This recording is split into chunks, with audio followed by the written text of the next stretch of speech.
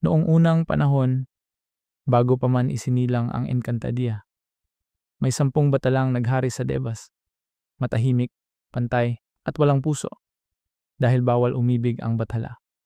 Ngunit minsan, may isang bathalang sumuway, si Buryon, tahimik, mapanood, at nagmahal sa 3 bathala ng sabay-sabay, kay Aether ng lupa, kay Halia ng buwan, at kay Elba ng karagatan. At dahil sa pag-ibig na hindi dapat umiral, itinapon sila sa kani-kanilang kaparusahan. Si Aether sa lupa, si Halia sa buwan, si Elba sa kailaliman. Pero ang kaparusahan ni Buryon, pinakamatindi. Ipinatapon siya sa kawalan, isang lugar na walang oras, walang liwanag, walang hangin, at walang kaligtasan. Libu-libong taon siyang nakapiit. Libu-libong taon siyang walang narinig, kundi sariling galit. At ngayon, unti-unti siyang bumabalik. Hindi na para magmahal. Hindi na para humingi ng tawad. Kundi para gisingin ang Encantadia sa takot na matagal nang nakalimutan. At sa kanyang pagbalik, hindi na siya nag-iisa. Kaya bago natin ituloy ang alamat na ito, i-like mo muna, mag-subscribe, at ihanda ang sarili mo. Alamat ni Batalang Buryon. Noong unang panahon, hindi noong panahon ng mga diwata, hindi noong panahon ng mga sanggre, at hindi rin noong panahon ng Encantadia, kundi sa panahong hindi pa umiikot ang unang liwanag o bumabagsak ang unang anino. May isang lugar na umiiral na hindi nakikita ng sinumang nilalang na nabuhay matapos ang paglikha, ang Debas. Hindi ito langit, hindi ito lupa, at hindi rin ito isang kahariang tulad ng Lireo o Adamya. Ito ay isang mundong gawa sa kapayapaan, liwanag at katahimikan. Walang araw at gabi, walang galaw ng oras. Parang isang hiningang hindi nagtatapos. Dito naninirahan ang 10 batala. Mga nilalang na hindi isinilang, hindi lumaki, at walang simula. Sila ay mga diwang nabuo mula sa pinagsamang lakas ng unang liwanag at unang kadiliman. Naglalakad sila sa kawalan na parang lupa. Nakakakita sila sa liwanag kahit walang mga bituin. At may boses silang lumilikha ng anyo sa gitna ng kawalan. Sa 10 bathala, iisa ang batas na kailanman ay hindi nababago. Walang bathala ang maaaring umibig. Hindi dahil bawal ang damdamin. Hindi dahil bawal ang pagnanais. Kundi dahil ang lakas ng isang bathala ay hindi katulad sa lakas ng mortal. Kung umibig ang bathala, ang pag-ibig ay magiging paglikha, pagwasak, pagbabago, pagbaluktot. Ang pag-ibig ay hindi magiging simpleng damdamin. Ito'y magiging puwersang kayang sirain ang balanse ng lahat ng mundo. Kaya tahimik ang Debas. Walang sigawan, walang pagtatalo, walang pagnanasa. Pero sa ilalim ng katahimikan, may isang bathalang hindi kayang pigilan ang sarili. Bathalang Buryon, ang bathala ng kawalan. Tahimik siya. Higit pa sa katahimikan ng Debas. Madalas siyang nakaupo sa gilid ng kawalang anyo, nakatingin sa walang direksyong liwanag na parang may sinusubukang intindihin. Hindi siya nagagalit, hindi siya natutuwa, hindi siya nalulungkot. Sapagkat siya ang bathalang may hawak sa konsepto ng wala, ang hindi nabubuo, ang hindi nagagalaw, ang hindi umiiral. Ngunit sa katahimikan ng Debas, may isang bagay na hindi niya maintindihan. Isang pangungulila na hindi niya alam na damdamin pala. At isang araw, nang tumingin siya sa mga gumagalaw na liwanag ng Debas, nakita niya sila. 3 bathalang babae na hindi niya napansin noon. Ngunit ngayon ay hindi na niya kayang hindi pansinin. Si Bathalang Iteer, ang bathala ng buhay, halaman at pag-usbong. Ang kanyang boses ay parang tumutubong halaman, malambot, puno ng sigla. Kung saan siya dumadaan, umaagos ang buhay. Kung saan siya tumitingin, umuusbong ang bago. Si Bathalang Halia, ang bathala ng buwan, liwanag at mga pangarap. Tahimik siya. Napakatahimik na parang wala siyang lakas o kapangyarihan. Pero ang kanyang mga mata ay may liwanag na hindi kayang tignan ng iba. Liwanag na nagkukwento ng libo-libong pangarap. Si Bathalang Elva, ang bathala ng karagatan, lalim at sikreto. Mabangis ang kanyang lakad, ngunit may ritmong parang alon. Hindi marunong ngumiti, hindi rin marunong lumingon. Ngunit ang kanyang presensya ay parang dagat na may itinatagong hindi mauubos na kasaysayan. At doon nagsimula ang hindi dapat nagsisimula. Kinilala ni Buryon ang tatlo. Hindi nila alam. Sinundan niya sila. Hindi nila ramdam. Pinagmasdan niya ang bawat galaw. Hindi nila napansin. At isang araw, hindi niya namalayan. Minahal niya silang tatlo. Hindi dahil sa kagandahan. Hindi dahil sa damdamin. Kundi dahil sa kakaibang pag-ikot ng kanilang mga puwersa. Ang buhay, ang buwan, ang dagat. At siya, ang kawalan. May balanse, may sayaw, may simetriya. Pero ang pag-ibig ng bathala ay hindi dapat maganap. At nang maramdaman iyon ng kataas-taasang bathala, ang nilalang na higit na matanda kaysa liwanag, higit na mataas kaysa Debas, at tagapangalaga ng batas. Nagbago ang hangin ng Devas. Ang katahimikan ay nagkaroon ng bigat. Ang liwanag ay nagbago ng kulay. Ang badhalang hindi dapat nagagalit ay nagalit. At ang unang naramdaman ni na Iter, Halia at Elva ay isang hindi maipaliwanag na lamig. Hindi lamig ng gabi. Hindi lamig ng tubig, kundi lamig ng paghatol. Tinawag silang apat. Nakaharap sila sa kataas-taasan sa gitna ng kawalan.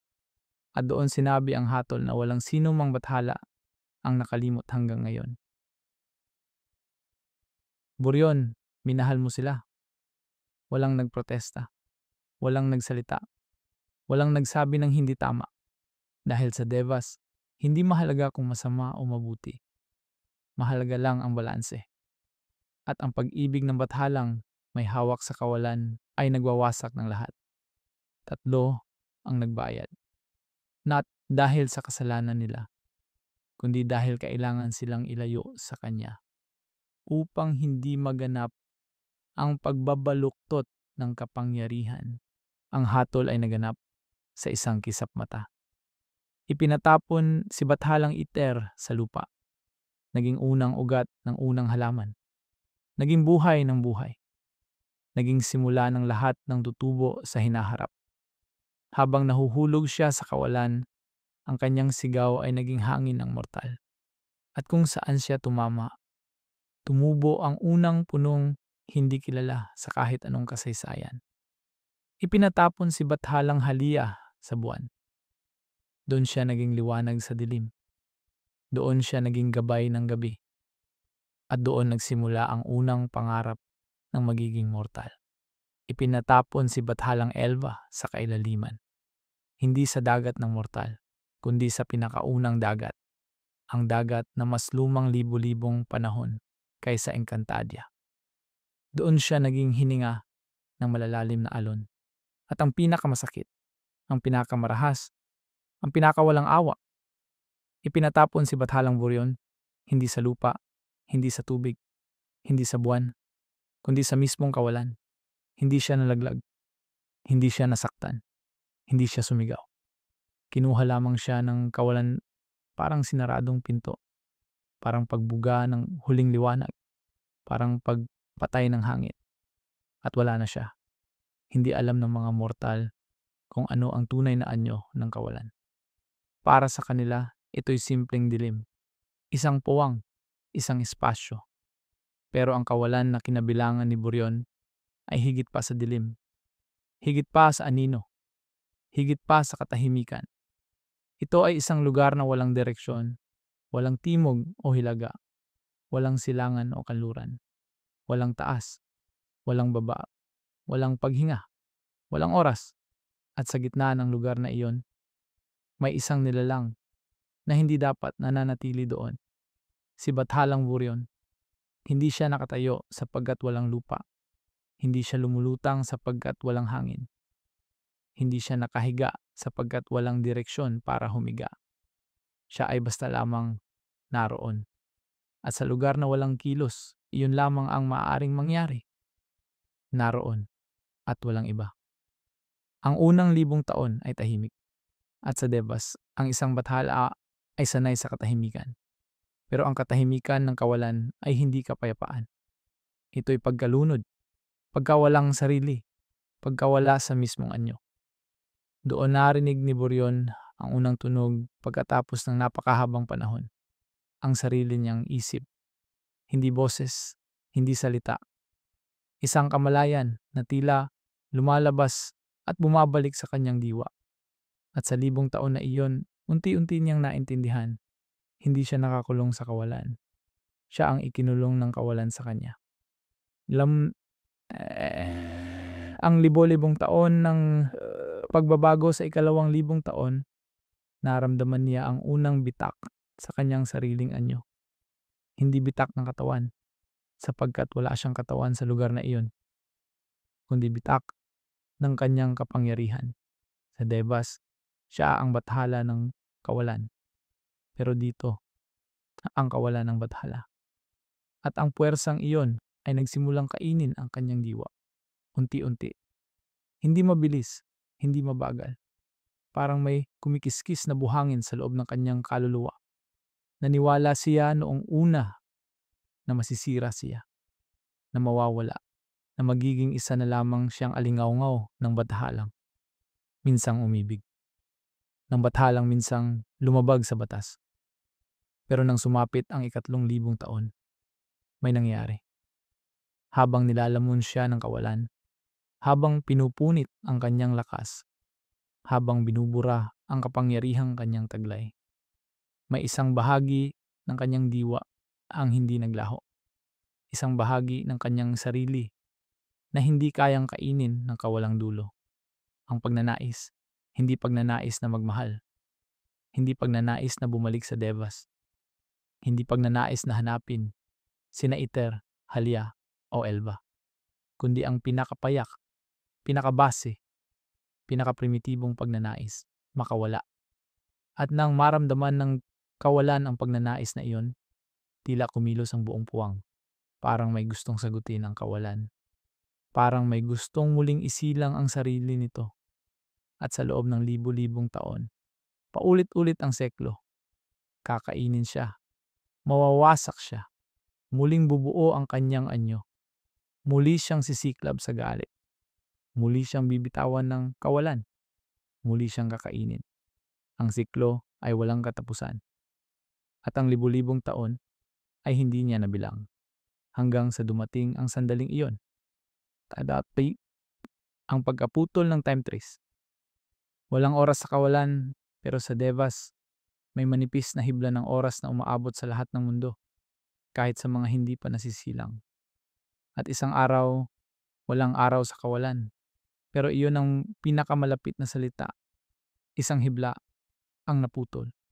Isang hibla mula sa hinaharap. Isang hibla mula sa mundong hindi pa umiiral. Isang hibla mula sa kapangyarihang hindi pa pinapanganak. At nang maputol ang hibla, naramdaman ito ng kawalan. Naramdaman din ito ni Boryon. At sa unang pagkakataon sa libu-libong taon, may nangyari. Sa isang sandali na walang haba, walang simula, walang dulo, bumuka ang kawalan. Hindi ito liwanag. Hindi ito dilim. Kundi isang bitak na walang anyo. At sa puwang na iyon, naramdaman ni Boryon ang isang bagay na hindi niya inakala. Ang paghinga ng ibang mundo. Hindi niya iyon nakita ng malinaw. Wala siyang mata roon. Pero naramdaman niya ang hangin, ang init, ang lakas ng isang mundong umiikot. Isang mundong buo. Isang mundong buhay. At sa unang pagkakataon sa napakahabang panahon, hindi siya nilamon ng kawalan, pinayagan siyang kumilos. Parang ang mismong kawalan ay napagod na diba sa pagkulong sa kanya. O marahil, may kapangyarihang mas malaki pa dito ang nagdidikta ng panahon. At sa bitak na iyon, narinig niya ang isang boses. Hindi galing sa Devas.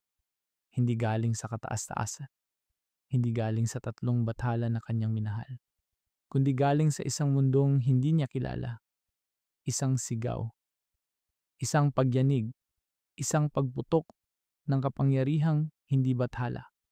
At naramdaman niyang iyon ang dahilan. Ang kapangyarihang iyon, ang bitak na iyon, ang hiblang naputol, ay ang magsisilang sa unang nilalang na magpapalitaw sa kanyang pangalan muli. Hindi niya alam kung sino, hindi niya alam kung paano, hindi niya alam kung kailan. Pero naramdaman niya, may isisilang na bagong kapangyarihan. At iyon ang unang hudyat na makakabalik siya. Ang pagbabagong anyo sa paglabas ng unang bitak, may nangyari sa kanyang anyo. Dati, isa lamang siyang bathalang, unti-unting kinakain ng kawalan. Dati, isa siyang nilalang na lumalaban upang manatili ang sariling pagkatao. Dati, isa siyang bathala na halos maging anino na lamang. Pero nang bumuka ang bitak, ang kawalan ay parang humarap sa kanya. Parang tiningnan siya. Parang pinag-isipan siya. At sa halip na kainin siya muli, nagbigay ito ng kakaibang biyaya. Lakas. Hindi lakas ng bathalang taga-Debas. Hindi lakas ng bathalang nagtataglay ng liwanag o dilim. Kundi lakas na galing sa mismong walang hugis na puwang. Ang kapangyarihang ito ay hindi kailangan ng brilyante. Hindi kailangan ng dasal. Hindi kailangan ng anyo. Ito ay kapangyarihang nabuo mula sa kawalan ng lahat. At nang maramdaman ito ni Buryon, nanginig ang kawalan. Nabuo ang aninong wala sa kanya. Nabuo ang liwanag na hindi dapat umiiral. Nabuo ang anyo na hindi niya nang ginamit noon sa Devas. Isang anyong hindi bathala, hindi diwata, hindi halimaw, kundi isang nilalang na naputol sa siglo ng kawalan at muling binuo ng mismong kawalan. At sa unang pagkakataon sa libu-libong taon, nakahakbang siya. Hindi dahil may lupa, kundi dahil ang kawalan mismo ang nagbigay ng daan. Ang unang sigaw. At nang makakilos siya, naramdaman niya na ang bitak ay papalayo. Nagsasara, naglalaho. Hindi pa oras para makabalik siya. Hindi pa handa ang mundo na muling marinig ang pangalan niya. Hindi pa handa ang oras para bumukas ang mga pintong iyon. Pero bago tuluyang magsara ang bitak, may lumabas mula roon. Isang hiblang manipis, isang pirasong lakas, isang liwanag na hindi niya kilala. At nang hawakan niya ang hiblang iyon, sumabog ang lakas sa loob niya. Isang pumutok na parang milyon-milyong boses. Isang pagyanig na parang libu-libong bituin ang nagkabitak. Isang pag-ungol ng puwersang hindi mortal, hindi diwata, hindi bathala. At ang huling boses na narinig niya bago magsara ang bitak ay hindi galing sa Devas, hindi galing sa kawalan, kundi galing sa mundong hindi pa umiiral. Isang tinig na bata, mahina, mahabang sigaw, puno ng 4 na elemento. At sa isang iglap, alam ni Buryon, may ipapanganak na nilalang na may 4 na mundo sa dugo. At siya lamang ang nakararamdam nito. Siya lamang ang nakaririnig. Siya lamang ang nakakakilala. At mula ngayon, iyon ang magiging dahilan para mabuksan niyang muli ang langit. Ang kapangyarihang nag-uugnay. Hindi pa siya makalabas. Alam niya iyon. Nararamdaman niya iyon. Naririnig niya iyon sa kalikasan ng kawalan. Kailangan niyang maghintay. Kailangan niyang hayaan ang daloy ng kapangyarihan. Kailangan niyang maramdaman ang pangatlong bitak. Dahil sa loob ng kawalan, lahat ng bitak ay konektado. Lahat ng sigaw ay nagiging hudyat. Lahat ng pagyanig ay nagiging daan. At ang huling daan ay hindi niya kayang pilitin. Hindi niya kayang buksan. Hindi niya kayang likhain. Kailangan itong mabuksan mula sa labas. Isang kapangyarihang hindi bathala, hindi Debas, hindi mula sa kataas-taasan, kundi mula sa isang bagong henerasyon, isang bagong mundo, isang bagong dugo. Dugo ng 4 na elemento. Ang tahimik na pamamatyag, sa loob ng kawalan, naghintay si Buryon. Hindi tulad ng mga naunang libu-libong taon, ang paghihintay na ito ay may direksyon, may saysay, may hudyat. At habang naghihintay, nakita niya ang mga anino na hinaharap. Hindi malinaw, hindi kumpleto, hindi matibay, pero sapat upang malaman niyang may isisilang na nilalang na may apat na mundo sa dugo, may kahariang lilipat sa liwanag, sa bituin, sa anino. May apat na elementong gagalaw nang hindi niya nauunawaan. May sandaling magdidilim ang kalangitan. At sa sandaling iyon, siya ay babalik. Hindi bilang bathala, hindi bilang biktima, hindi bilang multo ng nakaraan, kundi bilang puwersang hindi kayang pigilan ng mortal, hindi kayang ipatapon ng bathala, hindi kayang itago ng mga mundo. Siya ang magiging wakas. At habang patuloy ang katahimikan, patuloy ang pagbitak, patuloy ang paggalaw ng apat na elemento sa isang mundong hindi pa umiiral, umupo si Buryon sa kawalan. At ang kawalan mismo ang naging trono. Ang pagpunit ng kawalan, the return of the third god. Tahimik ang kawalan sa huling pagkakataong iyon. Hindi dahil ito'y payapa, kundi dahil ito'y naghahanda. Parang dagat na walang alon, parang hangin na walang galaw, parang timpana ng isang bantayog na naghihintay ng kaluskos bago tuluyang mabasag. At sa gitna ng kawalan, nakaupo si Badhalang Buryon sa kanyang trono. Isang trono na hindi niya inangkin, kundi kusang naghubog mula sa kawalan na bumabalot sa kanya. Ang kawalan ay parang alipin sa Badhalang iyon. Parang nakilala siya. Parang natakot sa kanya. At sabay na humanga. Sa unang pagkakataon sa libu-libong taon, ang kawalan ay hindi na bilangguan. Ito ay naging bahagi niya. Isang ekstensyon ng kanyang lakas. Isang anyo ng kanyang galit. Isang anino ng kanyang kapalaran. At doon nagsimula ang huling panginginig. Ang pag-uuga ng apat na elemento. Sa labas ng kawalan, sa mundo ng Encantadia, at mga mundong hindi pa tinatawag, gumalaw ang apat na elemento.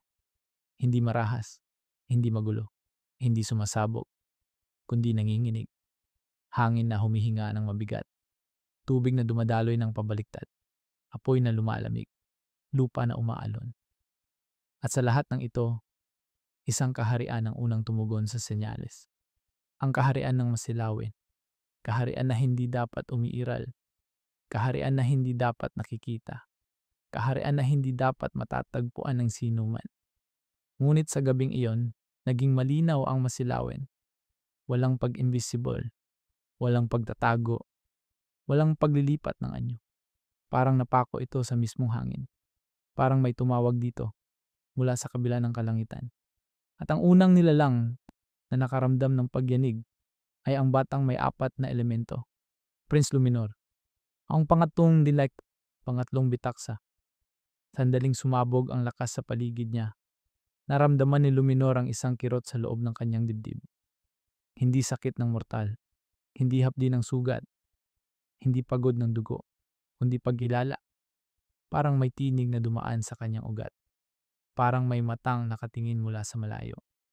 Parang may aninong humawak sa kanyang balikat. At ang tinig na iyon, hindi nagpakilala. Hindi nagsalita ng pangalan. Hindi nagbigay ng babala. Malinaw lamang ang mensahe. Ikaw, ang hudyat. Sa sandaling narinig iyon ni Luminor, tumigil ang hangin. Tumigil ang apoy.